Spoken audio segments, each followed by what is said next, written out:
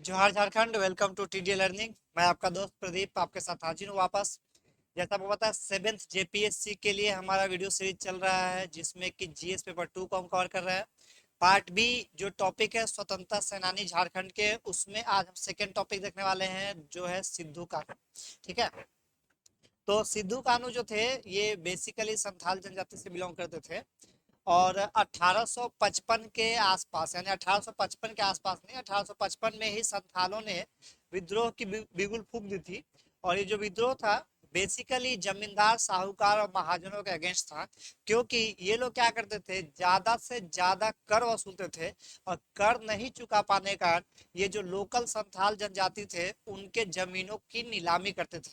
तो उससे गुस्सा होके, उससे आंदोलित होके इन्होंने विद्रोह का रास्ता अपनाया। तो ये मेन रीजन था आपका सिद्धू कान्हू के समय विद्रोह का करने का। अब एक एक चीज पॉइंट बाय पॉइंट देखते हैं, क्योंकि जेपीएससी फैक्चुअल क्वेश्चन पूछता है। तो मैं जो आपको लेके आया हूँ, इसके बाहर से कुछ नहीं आएगा, इतना आप पढ़ लेंगे तो काम हो जाएगा। साथ ही साथ जो क्विजेज का सीरीज चल रहा है, वो भी आप देखते रहिए। और टीडीए टेस्ट ऐप को डाउनलोड कर लीजिए और ज्यादा से ज्यादा जेपीएससी के मॉक टेस्ट को सॉल्व कीजिए। ठीक है। तो चलिए आइए देखते हैं सिद्धू कान्हू के बारे में। तो सिद्धू कान्हू का एक्चुअली ये चार भाई थे। ठीक है, सिद्धू, कान्हू, तीसरे थे आपके चांद, और चौथे थे भैरव। ये चार भाई थे। सिद्धू का जन्म 1855 15 ईस्वी में हुआ था। कान्हू का जन्म 1820 ईस्वी में हुआ था। और इनके जो दो भाई थे, चांद और भैरव, ठीक है, इनके जन्म को लेके स्पेशल ऐसा कोई डेट नहीं है। ठीक है, ऐसा कोई जन्म को लेके स्पेशल डेट नहीं है। ठीक है। नेक्स्ट आ जाइए। इनके पिता का नाम चुन्नू मांझी था, जो भगिनी डी के रहने वाले थे। कहीं कहीं पे आपको भोगना डी भी दिखेगा, ये भोगना डी। ठीक है, रहने वाले थे। जो मेन रीजन था वो मैंने आपको बता दिया कि कर व्यवस्था को बढ़ा दिया गया था। कर व्यवस्था मतलब क्या हो गया, मालगुजारी और जमीन की नीलामी। मालगुजारी क्या होता है कि आपको पता, जब भी मुगलों ने आक्रमण किया था, मुगलों ने आक्रमण किया था, तो उन्होंने क्या किया, उस समय के जो नागवंशी राजा थे, उसी के समय आक्रमण हुआ था। तो उन्होंने क्या किया कि जो राजा थे उनको ये कह दिया कि आपको हमें एक नजराना देना पड़ेगा, मतलब टाइप ऑफ टैक्स देना पड़ेगा। उसी नजराना को आगे चल के मालगुजारी के टर्म में जाना जाने लगा। और जो राजा नहीं दे पाए थे उस समय, नागवंशी राजा, जिनका नाम राजा दुर्जन साल था, उनको जहांगीर ने ग्वालियर किले में कैद कर दिया था 12 साल के लिए। बट बाद में उनके बीच में एक समझौता हुआ कि अगर आप साल का 6,000 रुपया पे करेंगे तो मैं आपको छोड़ दूंगा। तो उस समय के जो भी राजा थे, जो भी जनजातीय समूह के राजा हो या कहीं किसी भी तरह की राजकाज थी मुगलों के आने के पहले, तो कोई भी कर लेने का सिस्टम नहीं था किसी भी समुदाय से। बट बाद में चूंकि अंग्रेजों ने कर लेना चालू किया, और अंग्रेजों के बाद ये सॉरी, मुगलों ने चालू किया, मुगलों के बाद ये व्यवस्था अंग्रेजों के पास चली गई। और अंग्रेजों ने भी इसको कंटिन्यू रखा, कर लेने की व्यवस्था चालू रखा। तो वही है कि मालगुजारी और जमीन की नीलामी अंग्रेज डायरेक्ट लेते नहीं थे, इन्होंने राजाओं को जमींदार के तौर पे बना दिया था। और उन्हीं की जिम्मेदारी थी कि जब जब अंग्रेज चाहे या मुगल चाहे, वो कर को कलेक्ट करके उनको सबमिट करे। तो उस समय भुइहर जो लोग थे उनको अपॉइंट किया गया था, बाद में भुइहरों को हटा के स्पेशल लोगों को अपॉइंट कर दिया गया, जो कि डायरेक्ट मालगुजारी वसूलने का काम करते थे। ठीक है। तो आपको बताया मैंने स्टार्टिंग में ही कि मालगुजारी, यानी जिसको आप कर सिंपल भाषा में समझिए, और दूसरा जमीन की नीलामी, इसके कारण काफी मात्रा में असंतोष व्याप्त हो गया था। फिर क्या हुआ, सिद्धू कान्हू की एंट्री होती है। और सिद्धू कान्हू जानते हैं कि सिद्धू कान्हू ने सोचा कि अगर मैं डायरेक्ट बोलूंगा तो लोग हमारे साथ जुड़ेंगे या नहीं जुड़ेंगे। तो उन्होंने क्या किया, उन्होंने बोला कि हमारे सपने में देवी का दर्शन हुआ है। कौन सी देवी, जो संथालों की देवी होती है, यानी जाहिर एरा और मारुंग गुरु। ठीक है, जाहिर एरा और मारुंग गुरु ने हमें दर्शन दिया है। उन्होंने बोला है कि संथालों को एक साथ लेके आओ, संथाली परंपरा को आगे बढ़ाओ, और जो अंग्रेज है उनको उस धरती से मार भगाओ। यानी आप बोले, तो उन्होंने बोला कि हमें अबुआ राज चाहिए। ठीक है, अबुआ राज, अबुआ राज चाहिए, मतलब खुद का राज चाहिए। ये किसने बोला, सिद्धू कान्हू ने बोला कि हमारी देवी ने हमें बताया ऐसा ऐसा करने के लिए। ठीक है। तो ये एक पार्ट हो गया। फिर आता है उसका 30 जून 1855 का वो रात। 30 जून 1855 को मध्य रात्रि को भगिनी में लोगों को निमंत्रित किया गया कि आप लोग आइए, अब हम अंग्रेजों के विरुद्ध और ये जो महाजन साहूकार है जो नील की खेती कराते हैं, जबरदस्ती हमारे जमीनों को हथिया रहे हैं, हमारी जमीनों की नीलामी कर रहे हैं और कर वसूल रहे हैं, इनके अगेंस्ट कुछ किया जाए।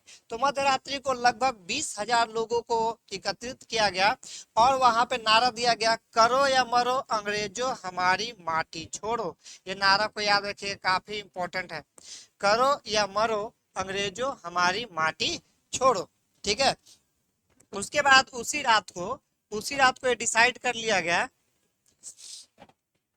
कि अब क्या किया जाए, कि एक सिस्टम के तहत काम किया जाए। ठीक है, सिस्टम के तहत काम किया जाए।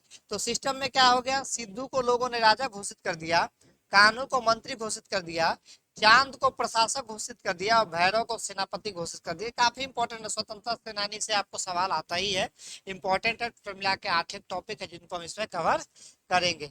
ठीक है, तो इसको आप ध्यान रखिए। हम मैं हट जा रहा हूँ बार बार ताकि आपको पूरा बोर्ड दिखे, आपको कुछ भी ऐसा नहीं हो जो छूट जाए। आप इसका स्क्रीनशॉट भी ले सकते हैं और इसको पढ़ भी सकते हैं। एक चीज और ध्यान दीजिएगा यहाँ पे कि जब भी ये 30 जून 1855 के आसपास जो वीरभूम था, वीरभूम जिला आपको पता है, वीरभूम, वहां के रांगा ठाकुर थे। यहाँ तो जगह नहीं लिखने के लिए, रांगा ठाकुर नाम याद रखिएगा, रांगा ठाकुर थे। उनका भी सपोर्ट था किसको, सिद्धू कान्हू को, कि आप विद्रोह कीजिए। क्लियर बात। तो ये विद्रोह की रणनीति बन गई, सब कुछ हो गया। फिर उन्होंने क्या किया, आक्रमण कर दिया। किस पे आक्रमण किया, जो महाजन साहूकार थे उनके ऊपर आक्रमण कर दिया। तो ये कहाँ चले गए, फदनीपुर चलेगा और कदम सागर जो आपका मुर्शिदाबाद में है। ठीक है, फदनीपुर कदम सागर में जो नील के ठेकेदार थे उनकी जो हवेली थी, ठीक है, उन हवेलियों को आग के हवाले कर दिया गया, जला दिया गया। साथ ही साथ जो नील की फैक्ट्री थी, नील फैक्ट्री जो कदम कदम सागर में थी, ठीक है, उस फैक्ट्री को भी आग के हवाले कर दिया गया। ये सिद्धू कान्हू और संथाल मूवमेंट का 1855 का पहला अचीवमेंट आप बोल सकते हैं।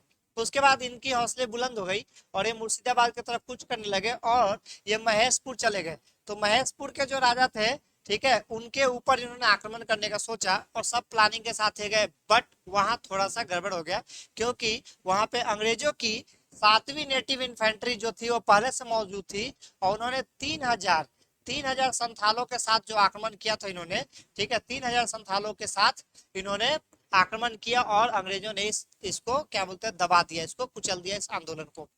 फिर क्या हुआ कि अंग्रेजों ने भगिनी जो है, भगिनी डीह जो जगह है उसको जला दिया और इसके साथ ही साथ बरहाइट पे कब्जा कर लिया। पहला काम किया भगिनी डीह को जलाने का, बरहाइट को कब्जा करने का, और जो सिद्धू कान्हू चांद भैरव के पिता थे चुन्नू मांझी, उनको इन्होंने क्या किया, मौत के घाट उतार दिया। ये हो गया एक चीज।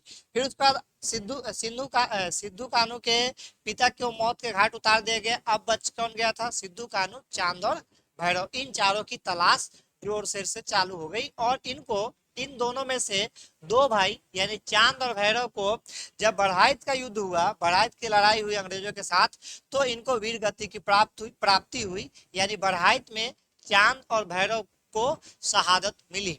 उसके बाद किसी तरह छल प्रपंच लगा के, जैसे भी धोखा दे के, उपबंदा गांव में बुलाया गया कान्हू को और उनको गिरफ्तार कर लिया गया। उसके बाद फिर सिद्धू की भी गिरफ्तारी हो गई और दोनों भाई को 26 जुलाई 1856 को फांसी दे दी गई। सिद्धू को बरहाइट में फांसी दी गई और कान्हू को भगिनीडीह में फांसी दी गई। तो इसी के साथ ये है सिद्धू कान्हू से रिलेटेड पूरा डिटेल।